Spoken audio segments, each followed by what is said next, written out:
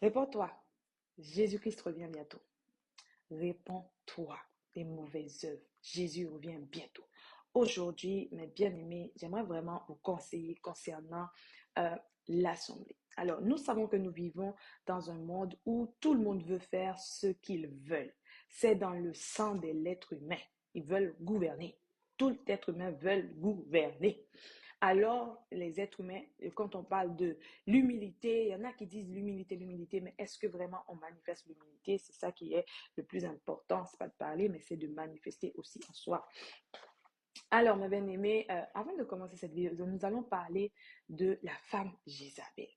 Mes bien-aimés, nous savons, dans l'Assemblée de Dieu, il y a cet esprit qui règne, qui domine, je dirais pas qui domine, parce que ce qui domine, c'est l'Esprit de Dieu qui domine, mais qui dérange, qui dérange, qui dérange. Et la plupart du temps, on entend des personnes qui quittent l'Église, qui vont au dehors.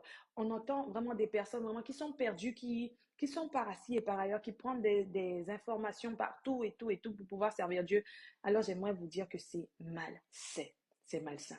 Si vraiment tu as dans le cœur et que le Seigneur t'a touché le cœur, demande au Seigneur de te conduire vers une assemblée pour l'adorer, pour le louer et pour le servir. Pourquoi? Parce que dans l'Église de Dieu, il y a des règles, il y a des principes, il y a des ordres.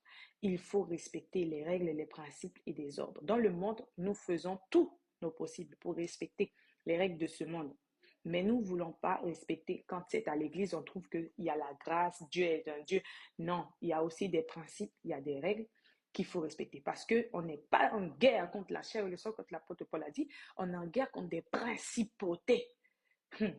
Donc, il faut respecter ces choses. Alors, nous voyons que c'est un esprit religieux. Alors, c'est-à-dire que ça ne veut pas dire qu'il ne prie pas. Ça ne veut pas dire qu'il n'a pas ses émotions. Ça veut pas, non, non, non.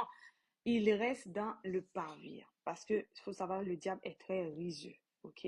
Non, mes bien-aimés, pour servir Dieu, il faut demander au Seigneur de vous conduire. Avoir l'esprit de discernement, de discerner les bons et les vrais. Et aussi de pouvoir aider des frères, des sœurs qui vraiment, que vous sentez qui manifestent certaines décisions vis-à-vis de cet esprit-là. Parce qu'il y en a des personnes qui veulent servir Dieu, qui servent Dieu, qui veulent servir le Seigneur, mais malheureusement, qui tombent dans ces choses. Il faut voir que lorsque le diable il te voile les yeux, il ne veut pas que tu comprennes la parole de Dieu. Il fera tout pour te troubler. Alors, lorsque le prophète Élie a a vraiment tué les prophètes de Baal, ben, Jézabel s'est levée, elle a dit qu'elle voulait tuer le prophète Élie. Elle voulait tuer le prophète Élie. Et du coup, Élie, qu'est-ce qu'il a fait? Ben, il est tout simplement parti aller mettre sa tête dans un trou en train de dire à Dieu, tue-moi et tout. Voilà, voilà.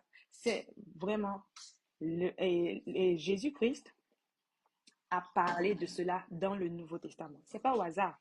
Pourquoi Christ a parlé de ça dans l'Apocalypse? Il a dit, ce que j'ai contre toi, c'est que ce que j'ai contre toi, c'est que tu as laissé la femme Jézabel, qui se dit prophétesse, ok, enseigner. Parce que cet esprit était toujours resté. Malgré que ces prophètes étaient finis, c'était fini pour eux, mais l'esprit dominait toujours. L'esprit dominait. Alors, mes bien-aimés, je ne vais vraiment pas faire un cours sur tout ça, mais j'aimerais dire vraiment de faire attention. Et je ferai d'autres vidéos pour parler de manifestation de ces esprits-là et demander au Seigneur le discernement de discerner les choses. Parce que être chrétien, c'est vivre la vie que Jésus-Christ veut que nous vivions.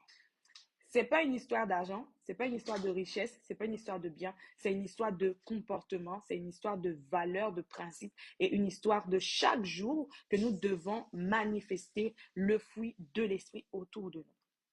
Et il est important que nous le faisons. Voilà. Alors, bien aimés, sur cela, je vous dis bonne journée.